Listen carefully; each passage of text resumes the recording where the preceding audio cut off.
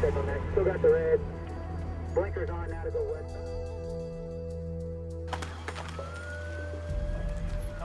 Put your hands up! Put your hands up! I'll tell you how bad it was. There have been 545 drug houses closed in the last 3 years.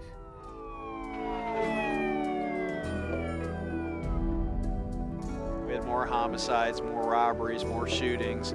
We had all of that here.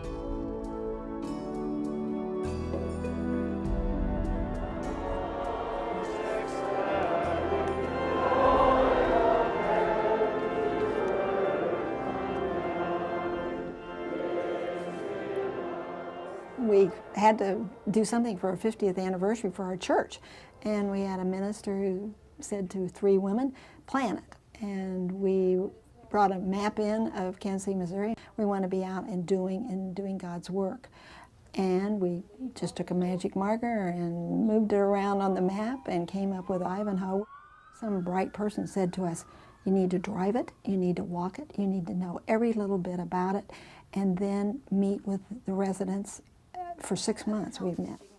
Instead of coming and saying, this is what you need and this is what we can do, it was, what do you guys want in your neighborhood? Everybody wants to live in peace and harmony and regain their trust with people. We lost our trust, and we want that back and be able to walk the streets safely, and we're getting that through Ivanhoe and Front Porch. If you have any ideas for other classes, really think about it. Well, I do.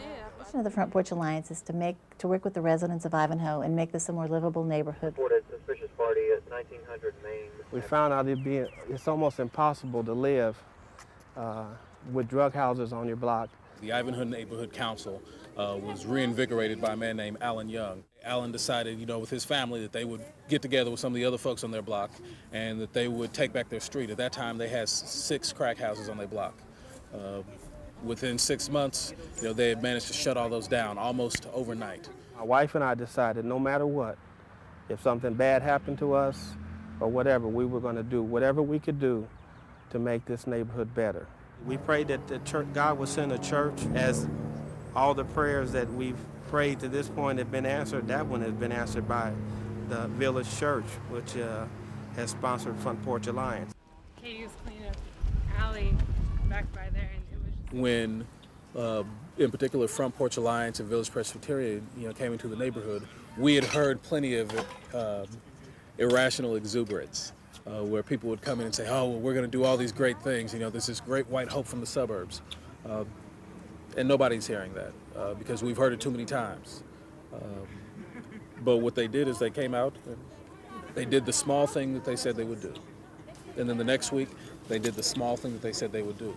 And over time, they've built credibility. We knew we could trust them when you see the things that they have done, the lives that they have changed, the people that they have helped. That's when we knew we could trust them. There are people that say to me that they don't understand why I come to this neighborhood, why they see it as full of drug pushers and violence and crime. I don't see it that way. I see it as full of wonderful people who've enriched my life. We've developed all sorts of programs, minor home repair programs, life skills classes for the adults and the kids, health initiatives. I want to add a squad. They roll up their sleeve, they get in here, and not just for a minute, but they're here to do ministry.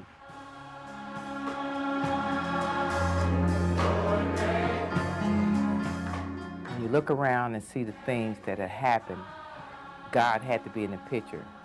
But God had to be in the picture, but you had a lot of people that work. The Bible always said after you pray, you have to get up and work. So it took a lot of prayer and a lot of work to make this come together.